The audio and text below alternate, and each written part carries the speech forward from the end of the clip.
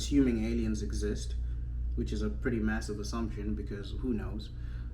You could imagine that there'd be some commonalities between us simply because aliens would have evolved in the same physical universe that we did.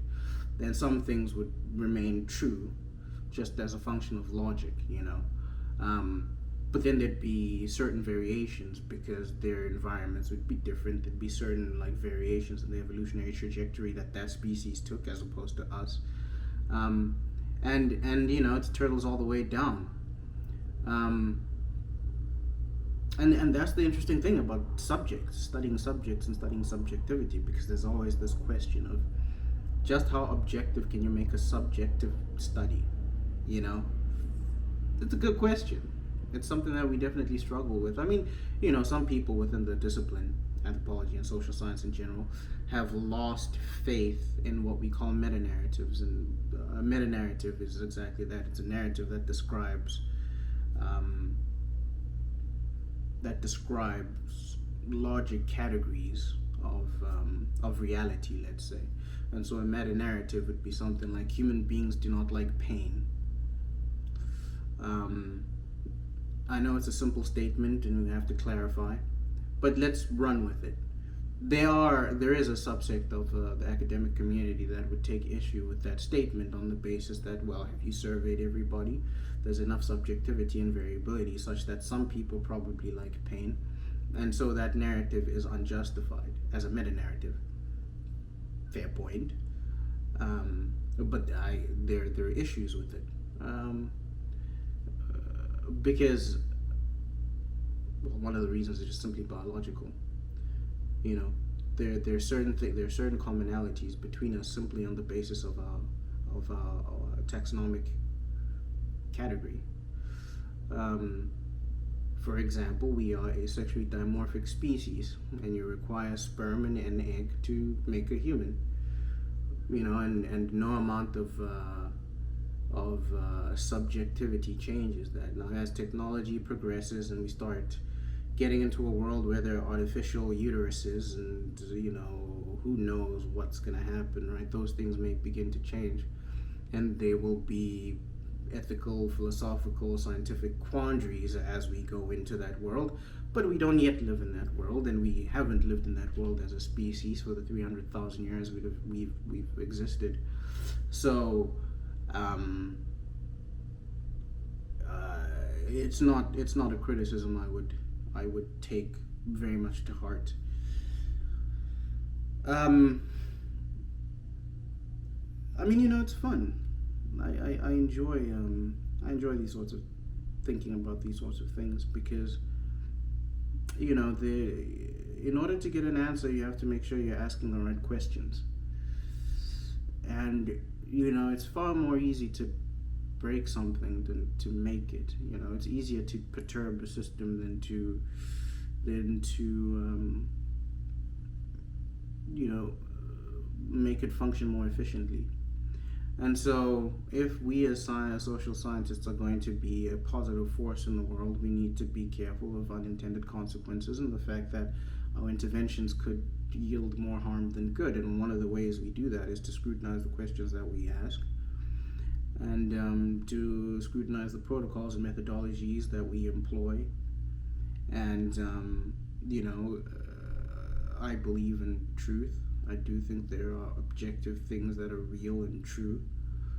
There are objective standards, which is a topic for another day because that's another kind of contentious issue in the social sciences. But my belief in that remains steadfast, and I don't think it's an issue of blind faith. I think it's something I've kind of worked towards. And yeah, we there's an ethical duty upon us to act and behave in a truthful manner and to ask honest questions. You know, there's a really good case to be made that social science has been quite harmful, and I don't think social scientists. No, and I should preface by saying there have been elements of social science that have been socially harmful. You know, the most obvious ones would obviously be things like eugenics and that sort of the atrocities of the 20th century. But it stretches well beyond that. For a long time, intellectuals gave cover to some of the most decrepit social organizations the world has ever seen.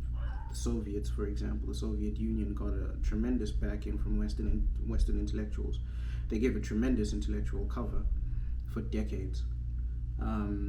It was really only when the atrocities of Stalin's regime started to come out in the 50s and 60s that Western intellectuals kind of backtracked. And even then, it was kind of like a lukewarm backtrack. That my personal opinion is that they didn't condemn those regimes with the force that they ought to have.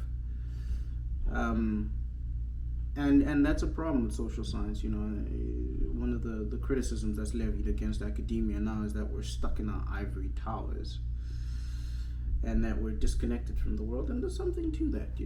I think that we should listen to honest criticism of ourselves and what we do. Oh, thank you. Thank you very much for that.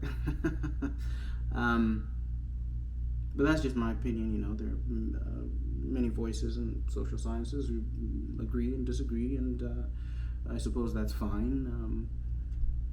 But subjectivity is very interesting. It's a very interesting phenomenon. Just as an ontological category, ontology is in philosophy. Ontology is just the study of being, things that exist, categories that exist: tree, dog, lamp, light, wall, universe. And there's something to be said about the existence of subjectivity as an ontic reality in the universe. Subjects exist. Why they exist? Maybe God created them. Maybe it was some accident of cosmic chance, post Big Bang, whatever that means. Is there even a pre-Big Bang? Can you start invoking temporal language when you're talking about those sorts of events? Who knows? Good scientific, philosophical and physics-based questions. But regardless of how subjects got here, baby, we're here. And if we're going to try and formalize the study of subjects, human subjects and then non-human subjects, these are issues we need to take seriously. Thank you for watching.